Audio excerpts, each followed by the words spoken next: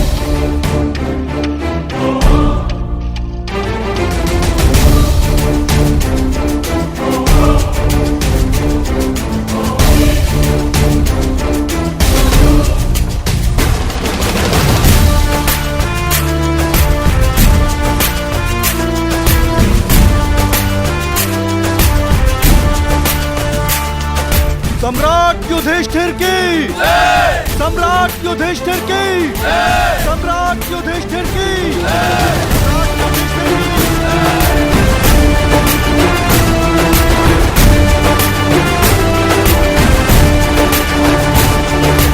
धर्मराज,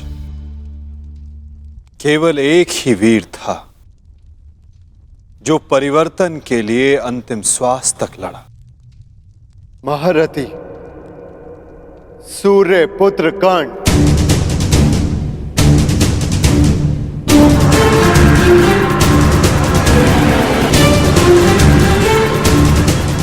सदैव अपने ज्येष्ठ परिवर्तन के स्वप्न का आदर और सम्मान करना धर्मराज।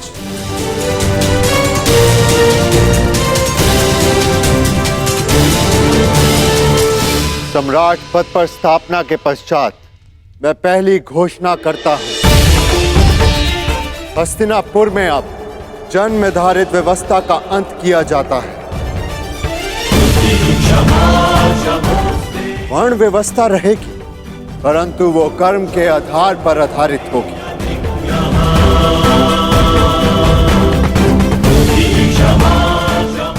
सूत हो या शूद्र हो, सबको शिक्षा का समान अधिकार दिया जाएगा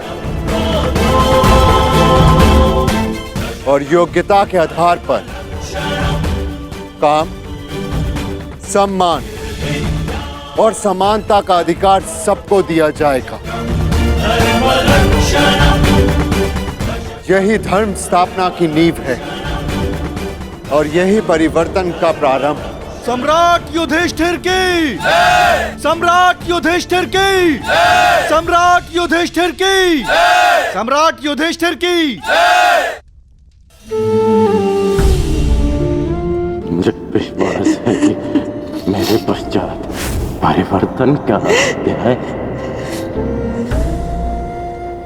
प्रारंभ होगा।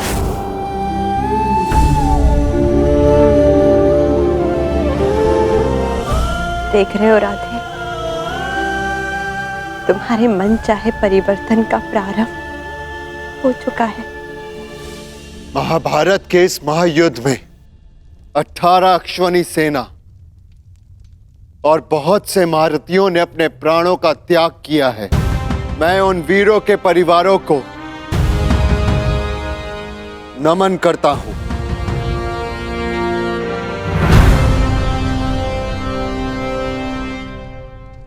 मैं सम्राट युधिष्ठिर ये आदेश देता हूं, युद्ध में सम्मिलित प्रत्येक सैनिक के परिवार को आर्थिक सहायता दी जाएगी। उनके बालकों को शिक्षा, उनके आश्रितों के लिए भरण पोषण की व्यवस्था अब सम्राट का उत्तरदायित्व है। सम्राट युधिष्ठिर की, सम्राट युधिष्ठिर की, सम्राट युधिष्ठिर की, सम्राट युधिष्ठिर की। और भ्राता कर्ण, मुझे विश्वास है कि मैं संसार में सदा राधे कर्ण के नाम से ही जाना चाहूंगा। राधे कर्ण के द्वारा सुझाए गए प्रतिरूप के आधार पर राज्य में समानता की एक नई व्यवस्था विकसित की जाएगी।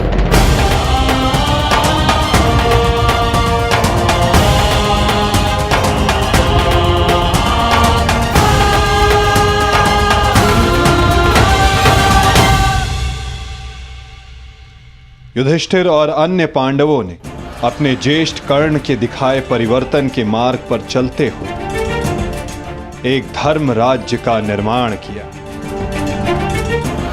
अर्जुन का लक्ष्य अब केवल एक महान व्यवस्था की स्थापना थी। 100 कौरवों का नाश कर देने वाले भीम ने भी अब निर्माण की भागदौड़ संभाल ली थी और नकुल सहदेव अपनी माता कुंती, गांधारी और बुजुर्ग हो चले धृतराष्ट्र की सेवा में लगे थे। हर ओर धर्म था, संपन्नता थी, आनंद था, परंतु अतीत से छूटा एक बाण परीक्षा बनकर भारत के भविष्य पर मंडरा रहा था।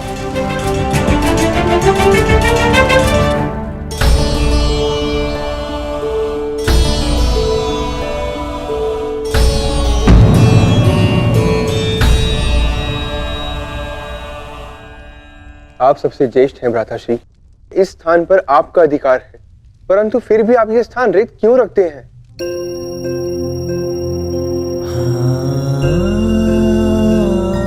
नहीं नकुल, ये स्थान मेरा नहीं। भ्राता कर्ण हम सबसे ज्येष्ठ हैं और सर्वप्रथम इस स्थान पर सिर्फ उनका अधिकार है।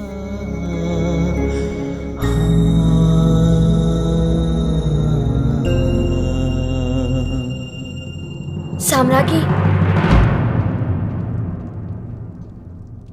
क्या हुआ दासी? इतनी व्यग्र क्यों हो? युवरानी उत्तरा को प्रसव पीड़ा होना आरंभ हो चुका है।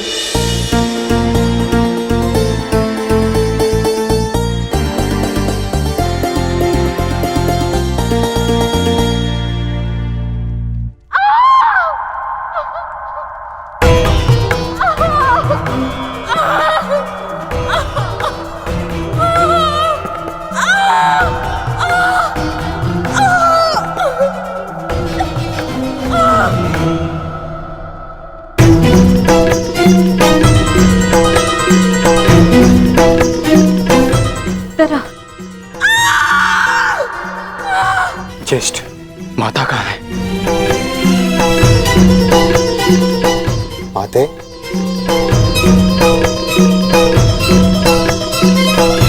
माता, माता वो उत्तरा। हम भीतर जाकर देखते हैं।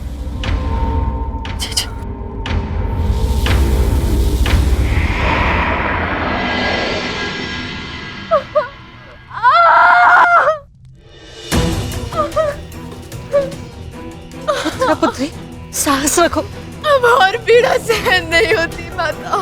साहस रखो पुत्र, हम सब हैं तुम्हारे साथ।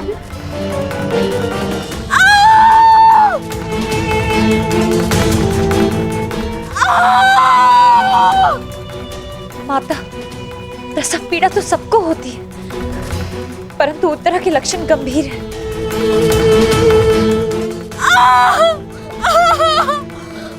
माता, कहीं कोई अनहोनी ना हो जाए।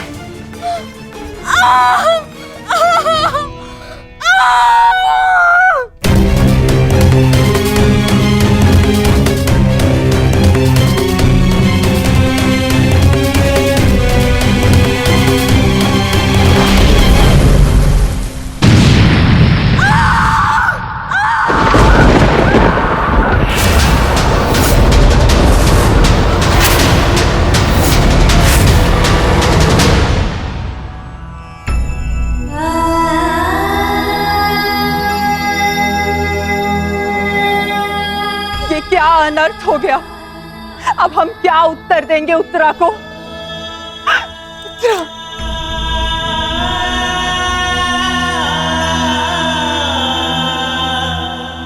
क्या अनर्थ कर दिया अश्वत्थामा ने?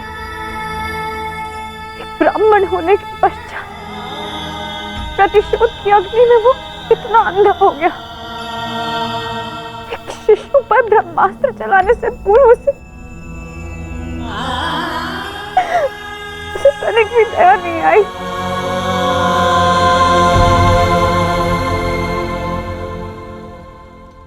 क्षमा कीजिए महाराज, किंतु हम शिशु नहीं बचा सके।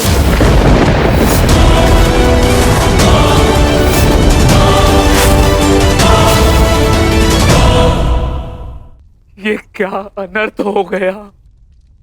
ये सब मेरे कर्मों का फल है। हे नारायण, उस बालक की सहायता करिए। इसमें उस बालक का कोई दोष नहीं है। हे नारायण, सहायता करिए। माधव,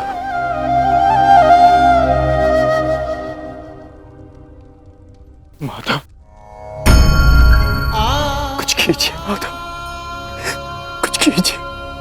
मैं आपसे विनती करता हूं, हमारे वंश के अंतिम बीज की रक्षा कीजिए, अन्यथा हमारा वंश समाप्त हो जाएगा।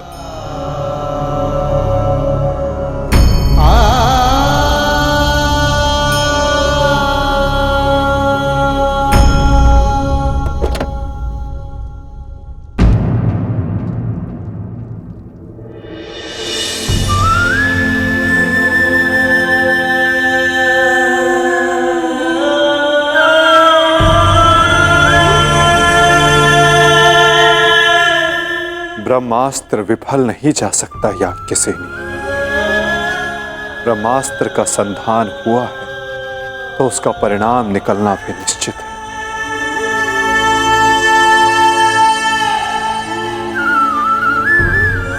क्या यही धर्म स्थापना है माधव? इस अजन्मे शिशु का क्या दोष जो इससे भी अधर्म का मूल्य अपने प्राण देकर चुकाना पड़ा?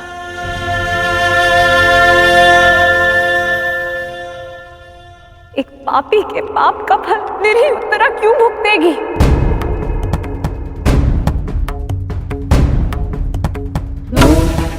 माधव, वो तो इस युद्ध में सम्मिलित भी नहीं थी, परंतु इस युद्ध में उसने अपना सब कुछ खो दिया। अपने पिता, अपना भाई, अपना पति और अब अपना पुत्र।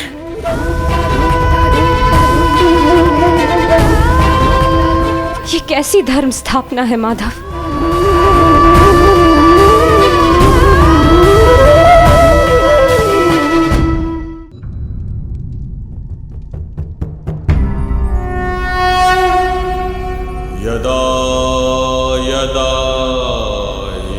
धर्मस्य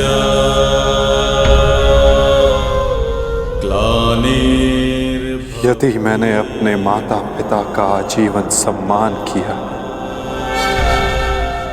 यदि मैंने अपने गुरु की गुरु दक्षिणा संपूर्ण मन से दी, यदि मेरे जीवन का हर कार्य का उद्देश्य शुभ रहा है,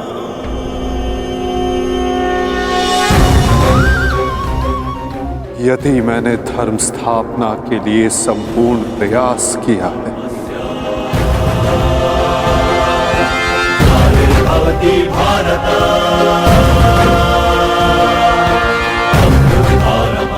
तो ये बालक अभी और इसी क्षण श्वास ले।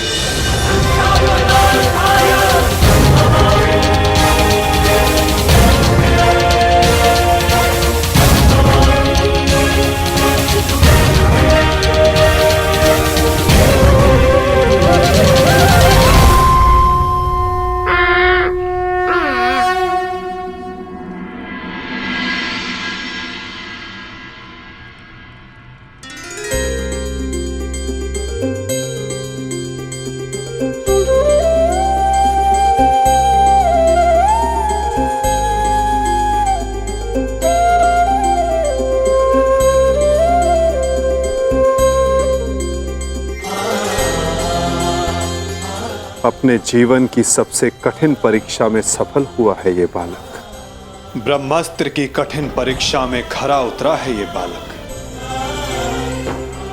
जो धर्म स्थापना का मुख बनेगा।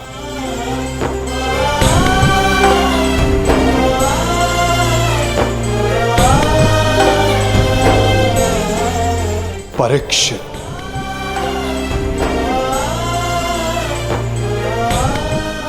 हाँ याज्ञसेनी, इस बालक का नाम परीक्षित होगा। विशाली! विशाली! विशाली! विशाली, पुत्री विशाली।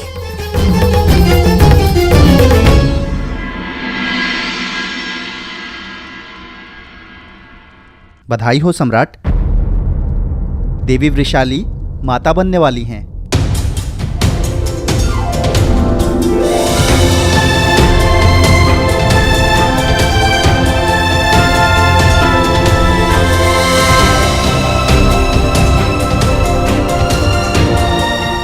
प्रभु को कोटि कोटि धन्यवाद। आज एक दिन में दो शुभ समाचार मिले। अब परिवर्तन के दो सूर्य चमकेंगे हस्तिनापुर।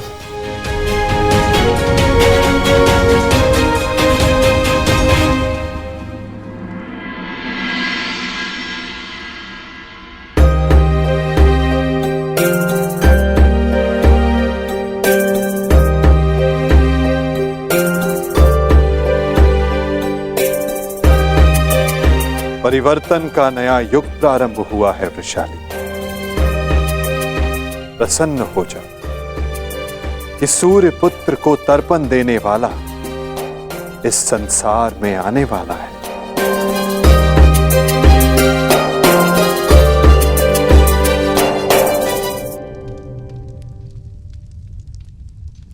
अब आप सब मुझे आज्ञा दीजिए। नहीं माधव, इतनी शीघ्रता की क्या बात है? परीक्षित के 6वें संस्कार तक रुक जाइए। द्वारका प्रस्थान करने का समय आ गया है पार्थ। क्या हुआ माधव, सब ठीक तो है ना?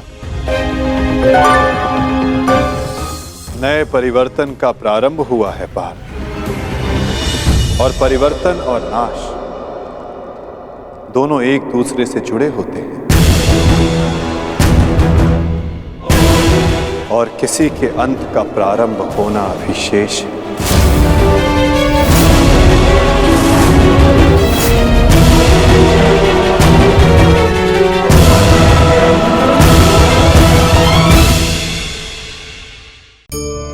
स्वर्ण। हम सभी को अपने जीवन में स्वर्ण से कभी ना कभी कुछ ना कुछ थोड़ा या अधिक मोह होता ही है। है ना? परंतु क्या आपने कभी सोचा कि स्वर्ण को प्राप्त कैसे किया जाता है? जब भूमिगत खदानों से स्वर्ण को निकाला जाता है तब वो एक पाषाण की भांति होता है।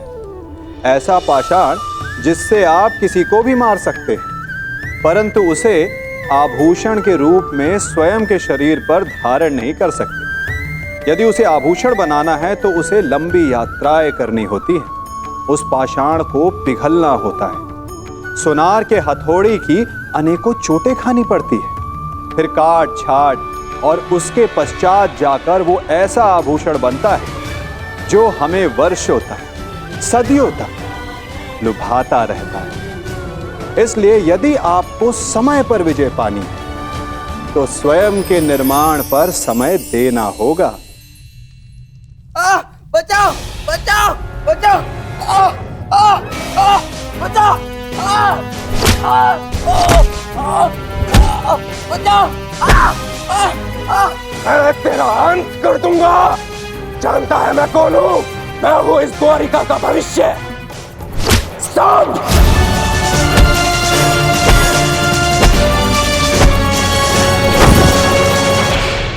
ये क्या दशा बना रखी है सांब? दिन प्रतिदिन तुम्हारा व्यवहार अशुभनीय होता जा रहा है। संभालो स्वयं को। आओ श्री, मुझे समझाने से पूर्व अपने छलिया भ्राता को समझाइए, जिसने बिना अस्त्र शस्त्र उठाए मेरे ससुर के कुल का नाश कर दिया। क्या वो शोभनीय था? अपने पिता के लिए ऐसा भाव पाप है। पाप तो आपके भ्राता ने किया है, मैं तो केवल मदिरा पान कर रहा हूं। संभालो अपने आप को। एक योद्धा को यह सब शोभा नहीं देता। कैसा योद्धा ताजश्री, जिसके हाथ से तलवार छीन ली गई हो, जो अपने मित्र विश्वसेन की सहायता करने का वचन पूरा ना कर सका हो, उस मनुष्य को आप योद्धा कहते हैं? जब युद्ध करने का समय था तो युद्ध नहीं करने दिया। अब इस अपमान को गले से निकलने के लिए इस मदिरा के अतिरिक्त मेरे पास और कोई सहारा नहीं है। मुझे विश्वास नहीं होता कि तुम कृष्ण पुत्र हो। नहीं हूं मैं, नहीं उस छलिया का पुत्र। वो केवल मेरे लिए एक छलिया है, केवल एक छलिया। सांब!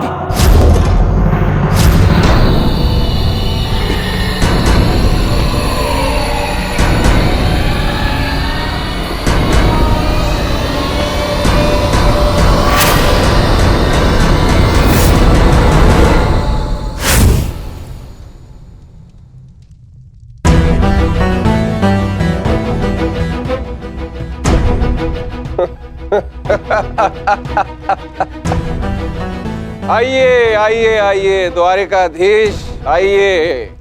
स्वागत है आपका, स्वागत है। लौट आए आप। करा इस आर्यव्रत के सभी महारथियों का अंत। कराए धर्म स्थापना के नाम पर अपना पलड़ा भारी। अब अरे अच्छी, आप देख क्या रहे? स्वागत नहीं करेंगे इनका? इतना महान कार्य पूर्ण करने के पश्चात आज लौटे हैं। आज तो राजभवन में उत्सव होना चाहिए। पांचाल, काशी, मगध, छेदी, सभी महाजनपदों के महान शासकों का अंत करवा डाला, सिर्फ धर्म स्थापना के नाम पर।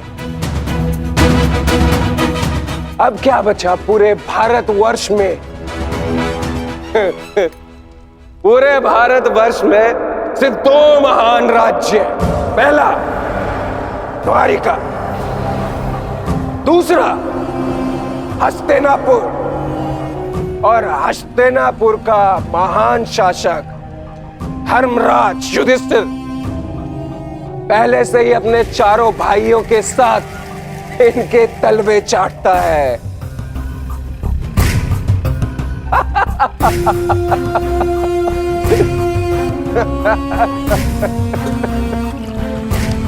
बधाई हो, बधाई हो वासुदेव, बधाई हो। आप अपने उद्देश्य में सफल हुए, जीत गया द्वारिका महाभारत। परंतु आपने भी मूल्य कुछ कम नहीं चुकाया, हमारी 7 औक्षणी सेना का अंत करवा दिया। क्या मिला आपको हमारे वीर सैनिकों का अंत करवाकर? क्योंकि आपने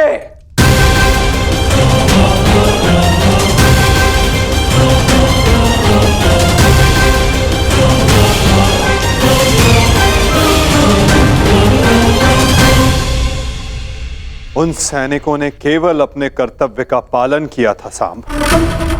युद्ध लड़ा, अनेकों को मारा और स्वयं वीर गति को प्राप्त हो गए। उन्होंने तो स्वर्ग की सीढ़ियां पाली सांब, परंतु तुमने अपने साथ क्या किया है पुत्र? तुमने तो स्वयं के जीवन को ही नर्क बना डाला है। तुमने वचन दिया था ना दुर्योधन और लक्ष्मण को कि महाभारत के युद्ध में तुम नारायणी सेना का नेतृत्व करोगे। तो क्यों नहीं बचाया अपनी सेना को? क्यों छोड़ आए अपने मित्र को अकेला युद्ध में? क्यों साथ नहीं दिया अपने मित्र का सांब, केवल अपने प्राण बचाने के लिए? यदि मैं अपने मित्र की सहायता नहीं कर सका तो केवल आपके कारण। आपने रोका था मुझे। मैंने तुम्हें रोका नहीं था सांब, केवल विकल्प दिए थे। विकल्प? विकल्प यार में आपने मुझे भयभीत किया था। भयभीत नहीं किया था सांब, मैंने केवल तुम्हें यदुवंशी के नियम स्मरण करवाए थे कि यदि नारायणी सेना परास्त होती तो उसके साथ नारायणी सेना का सेनापति अपनी उपाधि खो देता है। विकल्प मैंने अर्जुन और दुर्योधन को भी दिए थे। दुर्योधन ने युद्ध करना चुना और अर्जुन ने धर्म स्थापना। और तुमने युद्ध में भाग ना लेना चुना सांब।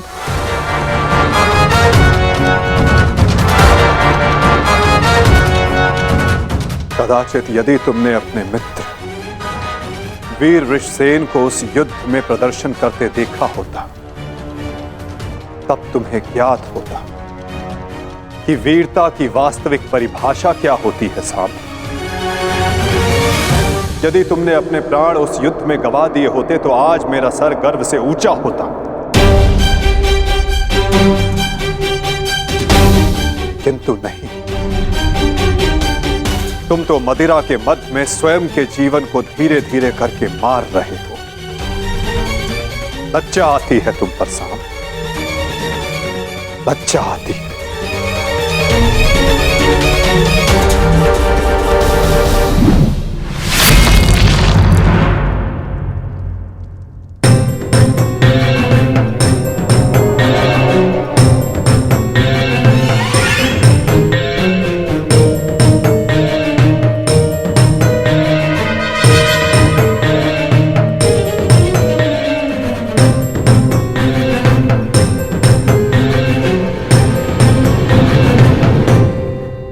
प्रणिपात पिताश्री।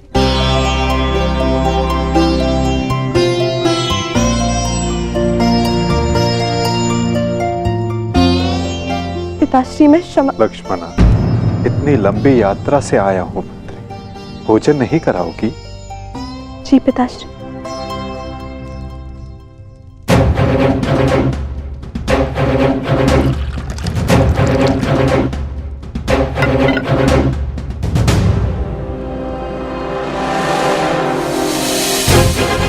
तुमने वचन दिया था ना दुर्योधन और लक्ष्मण को कि महाभारत के युद्ध में तुम नारायणी सेना का नेतृत्व करो।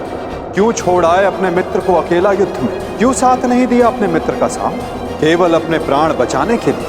यदि तुमने अपने प्राण उस युद्ध में गवा दिए होते तो आज मेरा सर गर्व से ऊंचा होता। लज्जा आती है तुम पर सांब, लज्जा आती है। अपने क्रोध को शांत करो सांब। कैसे करूं मैं खुद को शांत? पिता होकर सदैव मेरा मस्तक दूसरों के सामने झुकाता है, और आज भी तो यही किया उन्होंने। लाओ, मुझे दो मित्र।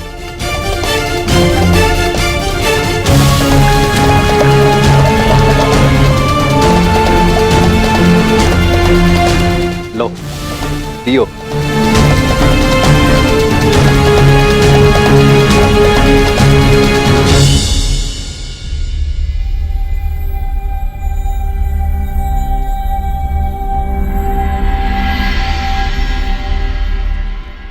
भोजन आराम कीजिए पिताश्री।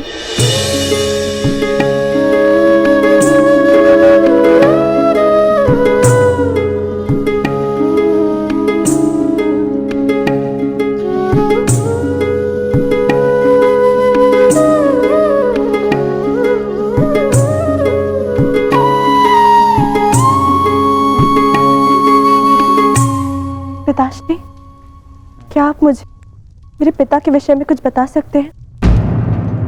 युद्ध में क्या हुआ था?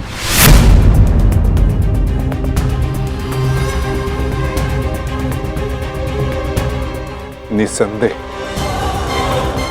तुम्हारे पिता एक वीर और कुशल योद्धा थे पुत्री, और उन्होंने युद्ध में अलौकिक साहस दिखाया।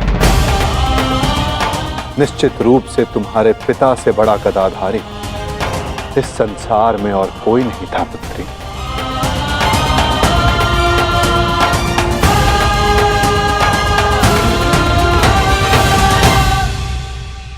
यदि ये सत्य है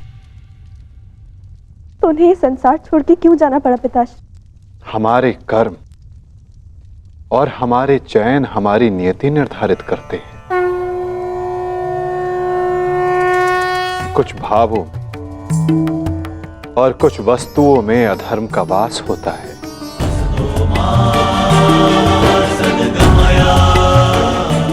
जैसे कि जुआ और मदिरा, ये व्यसन पहले लुभाते हैं और बाद में हमारे ही नाश का कारण बन जाते हैं पुत्री।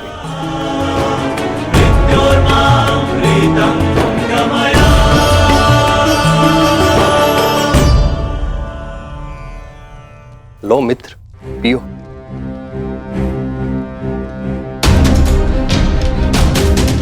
मैं जानता हूं कि तुम बहुत दुखी हो, किंतु चिंता मत करो, तुम्हारे मनोरंजन का प्रबंध कर दिया है मैंने। कैसा मनोरंजन?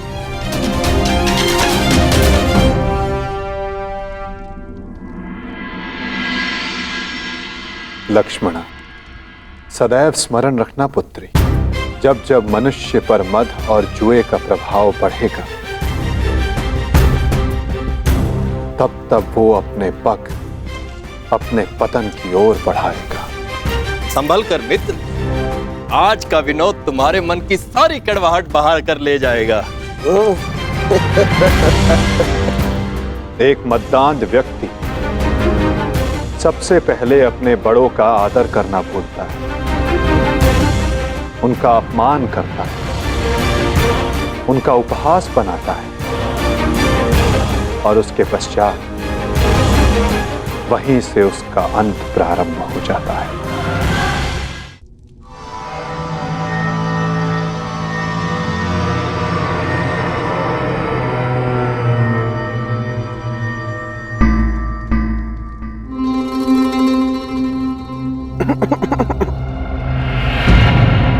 तो आप हैं महान ऋषि, सुना है महात्मा कि आप भविष्य बता सकते हैं। बड़ी प्रशंसा सुनी है आपकी। क्या जानना चाहते हो? यदि ये सत्य है तो बताइए कि इस रमणी को आगे चलकर क्या होगा, पुत्र या पुत्री?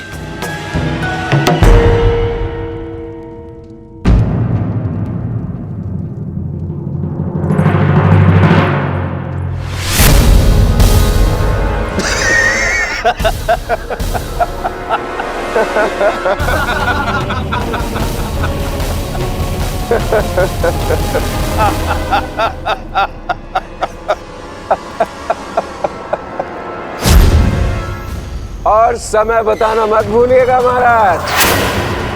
यदि आपकी भविष्यवाणी सत्य नहीं हुई तो आप अपनी बाकी की तपस्या हमारी बंदी गृह में पूर्ण करेंगे।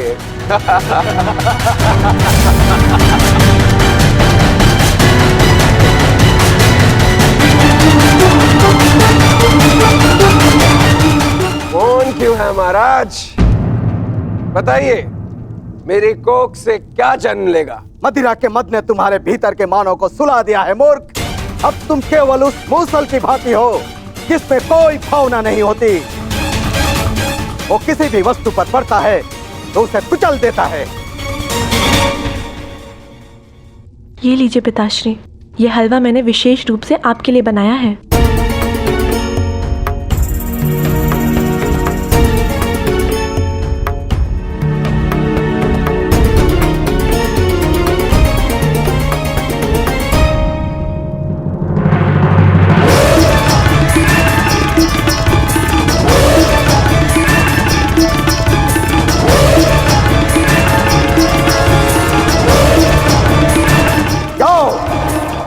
ठीक एक सप्ताह के पश्चात तुम्हारे पेट से मूसल ही उत्पन्न होगा जो तुम्हारे वंश के विनाश का कारण बनेगा।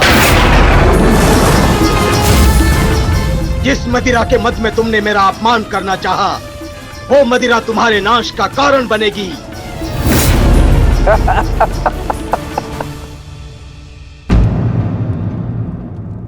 क्या हुआ पिताश्री, आप रुक क्यों गए? क्योंकि जिसे रुकना चाहिए था वो नहीं रुका। लगता है तुम्हें हमारे बंदी गृह के दर्शन करने की उत्सुकता कुछ अधिक है, इसलिए तुमने हमारा अपमान करने का दुस्साहस किया। पहले वासुदेव और अभी तुम। मैं तुम्हें जीवित नहीं छोड़ूंगा।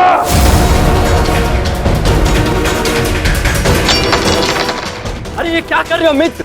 शांत हो जाओ और इनसे क्षमा मांगो ताकि अपना श्राप वापस ले ले। ये क्या कह रहे हो तुम? इस पाखंडी से क्षमा मांगू? ये एक पाखंडी है। भला कभी किसी पुरुष के कोख से कुछ जन्मते हुए देखा है? ऐसे ढोंगी साधु से डरने की कोई आवश्यकता नहीं।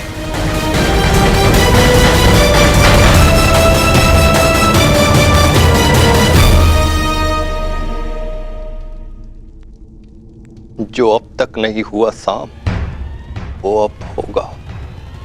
साधुओं का श्राप व्यर्थ नहीं जाता।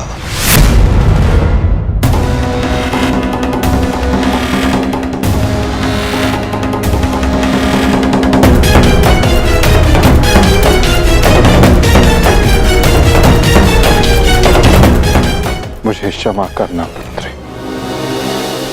कदाचित मैं तुम्हें कह सकता सदा सौभाग्यवती भव।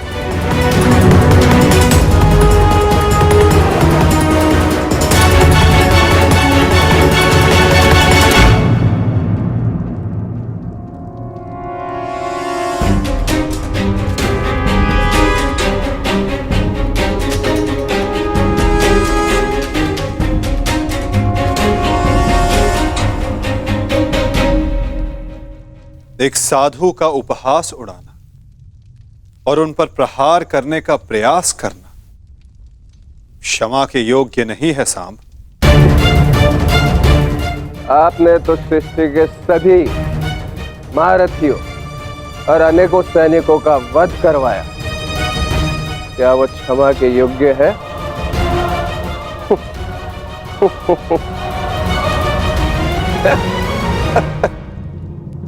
प्रतिवर्मा, तुम्हारी उपस्थिति में यह सब हुआ और तुमने साम को रोकने का प्रयास नहीं किया। क्षमा चाहता हूं वासुदेव, हम तो केवल विनोद करना चाहते थे। मुझे अनुमान भी नहीं था कि बात इतनी आगे तक बढ़ जाएगी।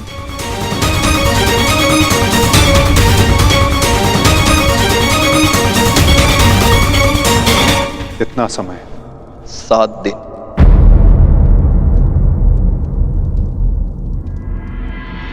सात दिन बाद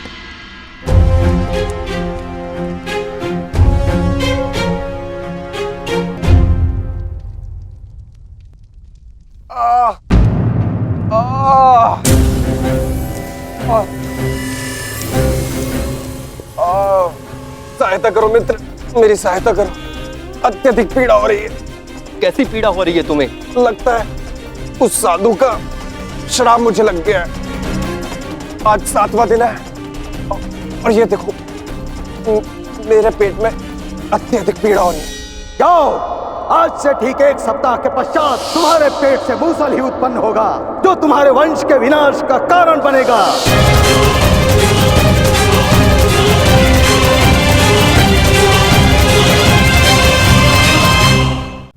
हम सभी सुनते आए हैं कि जो वीर होता है, साहसी होता है, शौर्यवान होता है, उसके समक्ष सारा संसार झुकता है।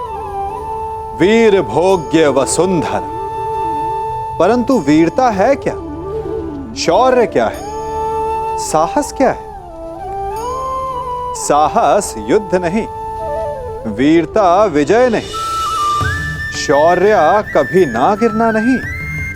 साहस किसी चुनौती के समक्ष खड़े होने का भाव है, तो वीरता उस चुनौती को उत्तर देने के लिए पूर्ण परिश्रम लगा देना है। और शौर्य का अर्थ है गिरकर फिर से उठने का साहस रखना, बार बार प्रहार करके वीरता दिखाना, निरंतर प्रयास करते रहना, निरंतर परिश्रम करते रहना।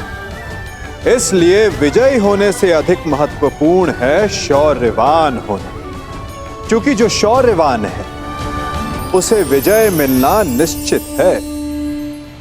7 दिन बाद लगता है उस साधु का श्राप मुझे लग गया है। आज 7वां दिन है और ये देखो मेरे पेट में अत्यधिक पीड़ा हो रही है। जाओ, आज से ठीक 1 सप्ताह के पश्चात तुम्हारे पेट से मूसल ही उत्पन्न होगा, जो तुम्हारे वंश के विनाश का कारण बनेगा। इस पीड़ा से मुझे मुक्त करो मित्र, मुक्त करो।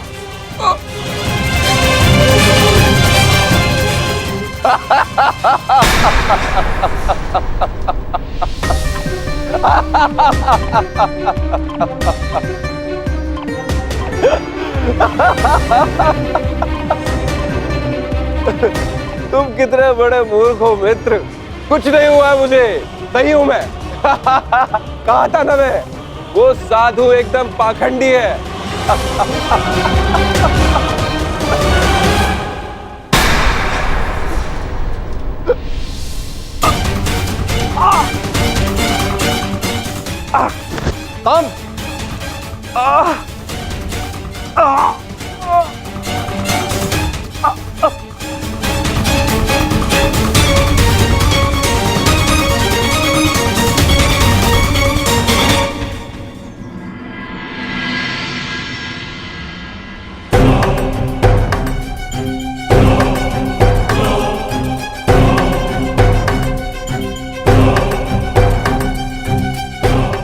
बड़ी विचित्र घटना घटी है वासुदेव। कुमार साम के शल्य चिकित्सा के पश्चात उनके पेट से ये मूसल निकला है।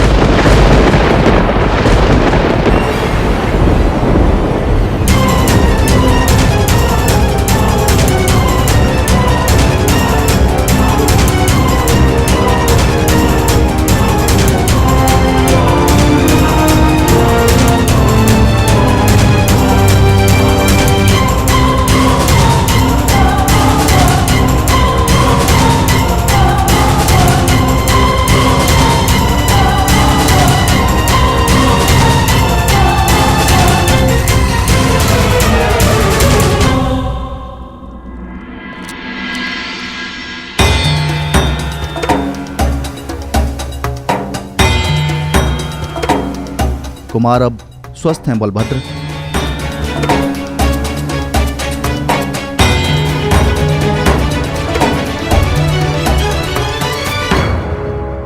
देख लिया, ये उस श्राप का नहीं, ये तुम्हारे अहंकार और तुम्हारे मदिरापान का फल है। ये श्राप तो केवल एक निमित्ता है। तुम्हारे कर्मों के कारण यदुवंश का नाश जन्म ले चुका है। यदि मदिरा के मद में तुमने एक महात्मा का अपमान ना किया होता तो आज तुम्हारी ये दशा ना होती।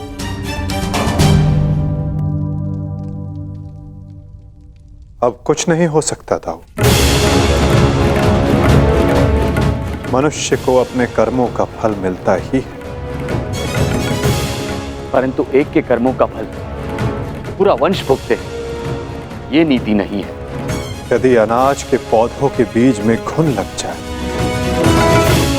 तो वो सारी फसल नष्ट कर देते हैं दाऊ। नहीं कान्हा, मैं सांप की मूर्खता का फल समस्त द्वारका को नहीं भुगतने दूंगा।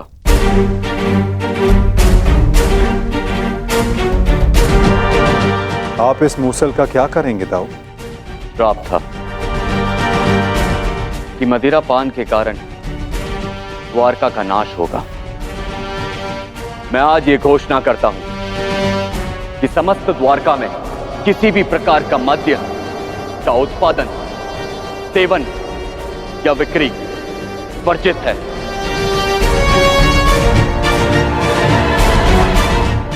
और रही बात इस मूसल की, तो इसका उपाय है मेरे पास।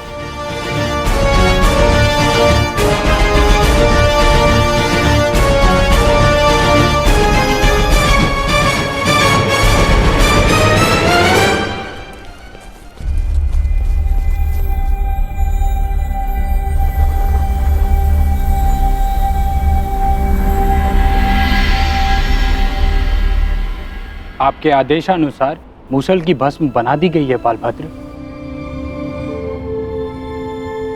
इसे द्वारका के समुद्र तट पे बहा दो।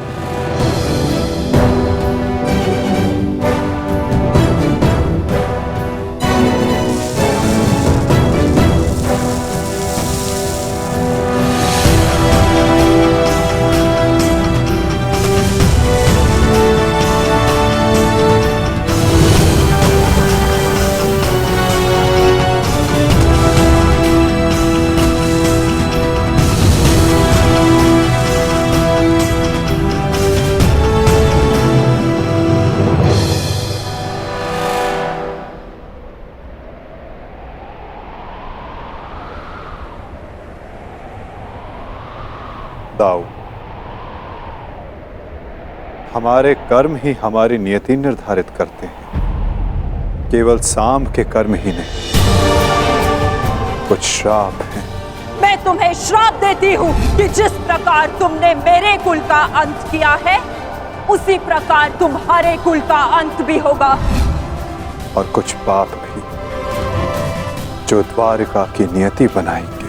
चक्रवात से घर के धराशायी होने का भय हमेशा रहता है कृष्णा। इसका अर्थ ये नहीं कि मनुष्य अपने घर की नींव सुदृढ़ ना करे।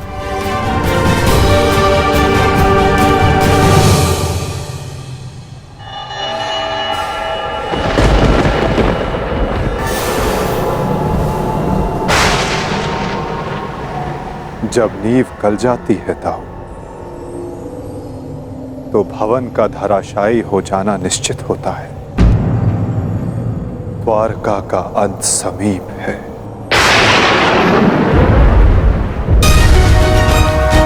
नहीं कान्हा, मेरे रहते हुए ऐसा नहीं होगा।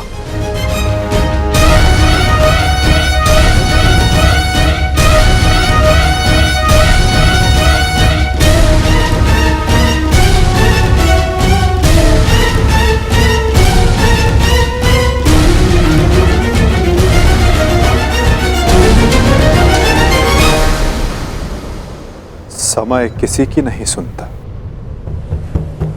और ना ही श्राप आपकी सुनेगा दाऊ। यदा यदा नियति ने जो चुना है हमारे लिए, हमें वो भुगतना ही होगा।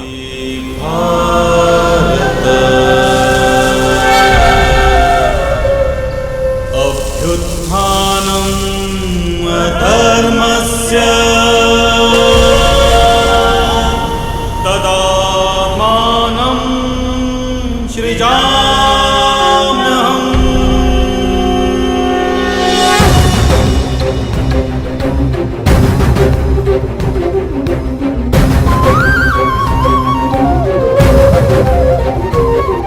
हर एक सरकंडे में एक आहुति छिपी है दाऊ। किसी की मृत्यु तो किसी की मुक्ति। धर्मस्य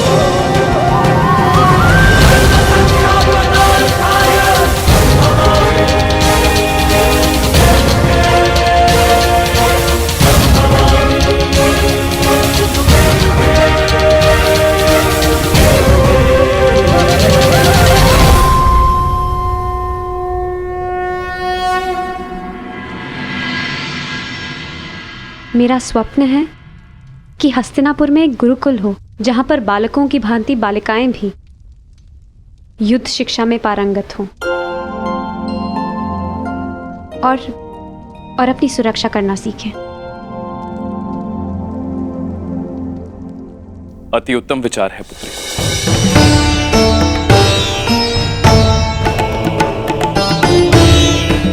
प्रणिपात प्रणिपात प्रणिपात।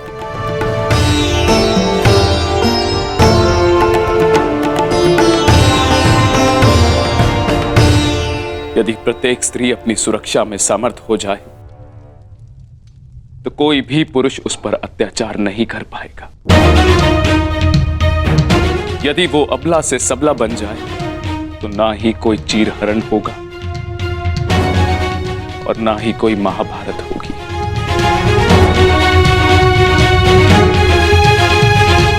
ज्येष्ठ पिताश्री, आपने स्मरण किया? हाँ पुत्र, एक महत्वपूर्ण निर्णय लिया है जो मैं तुम्हें बताना चाहता था।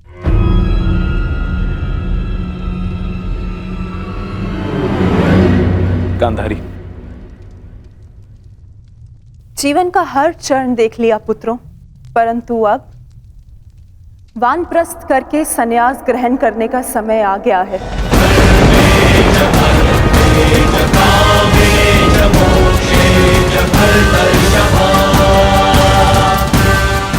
हाँ पुत्र, हिस्ट्री जीजी और मुझे विदा लेने की आज्ञा है।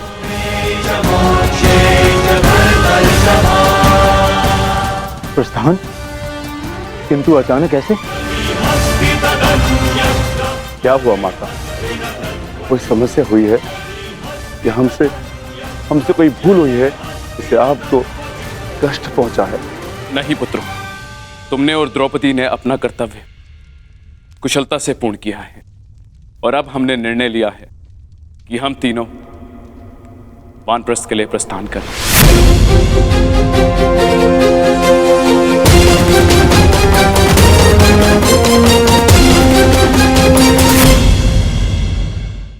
कि हम तीनों वानप्रस्थ के लिए प्रस्थान करें।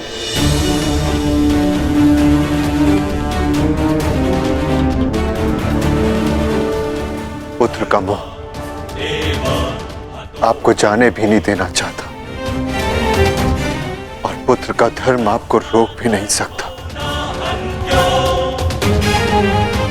आप सबके तप संचय को रोकना भी पाप होगा।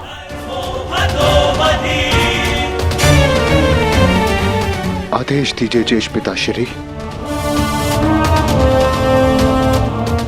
व्यवस्था हो जाएगी। मुझे तुम पर गर्व है।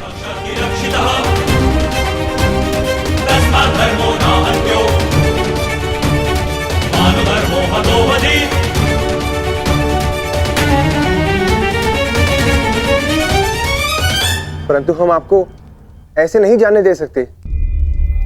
आप सभी के साथ हमें भी एक उत्सव मनाने का सौभाग्य तो मिलना चाहिए ना। ठीक है, जैसा तुम सबको ठीक लगे पुत्रों। तो ठीक है, तो मैं इस उत्सव की तैयारियां प्रारंभ करती हूँ और सभी परिजनों को निमंत्रण भिजवाती हूँ। सर्वप्रथम माधव को।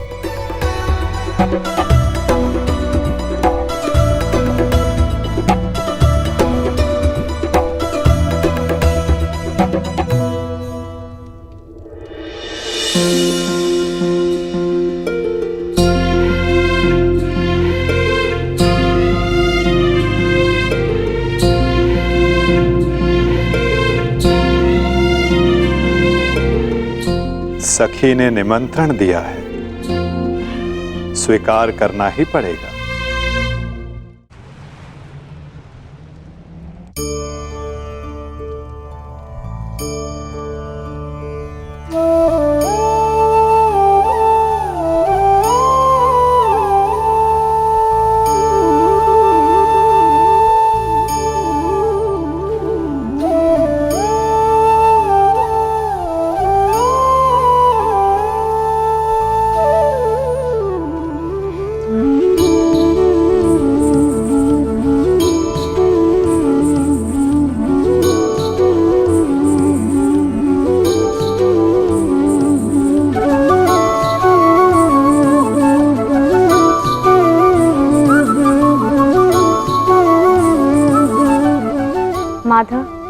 सदैव हम सबके साथ हमारे दुख में उपस्थित रहे, परंतु आज सुख के समय पर आपके आगमन ने हम सबके आनंद को दुगना कर दिया। मेरी सखी मुझे निमंत्रण दे और मैं न आऊं?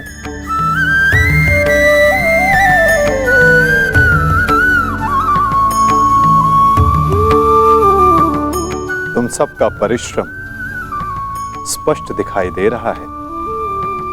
जब प्रेरणा देने वाला शुभ हो तो परिश्रम का फल भी शुभ ही होता है माधव। आइए माधव, अपना स्थान ग्रहण करें।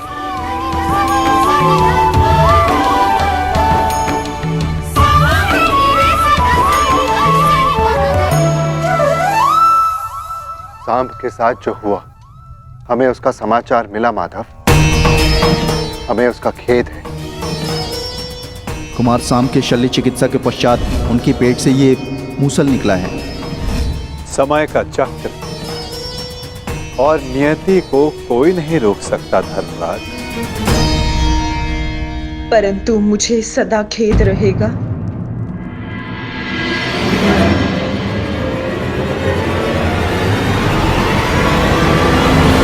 ये नियति मेरे ही श्राप के कारण आई है वासुदेव।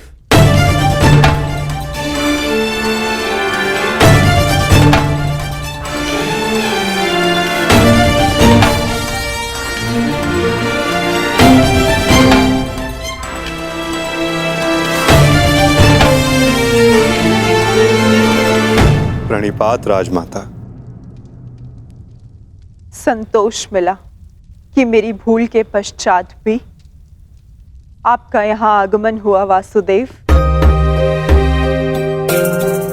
नहीं राजमाता, मैं आया क्योंकि मेरा यहाँ उपस्थित होना आवश्यक था। मुझे क्षमा कर दीजिए वासुदेव।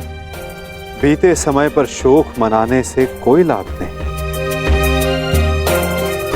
आनंदमय तो ये है कि हम सभी आने वाले नए भविष्य का स्वागत करें। कैसा भविष्य माधव? बधाई हो सम्राट, महारानी वृषाली ने पुत्र को जन्म दिया है।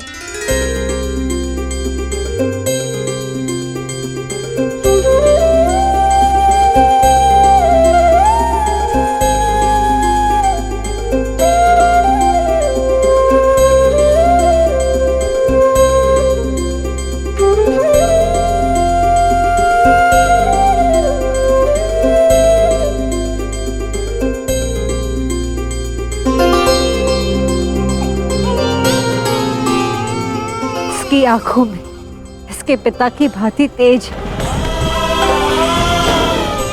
कल्याण हो। बुआ श्री, इस बालक का नामकरण कीजिए।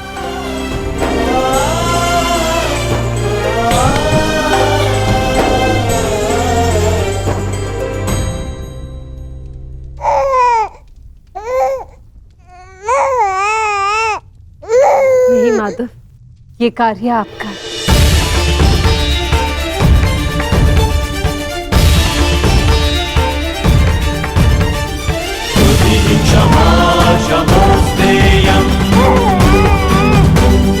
शौचमिन्द्रिय निग्रह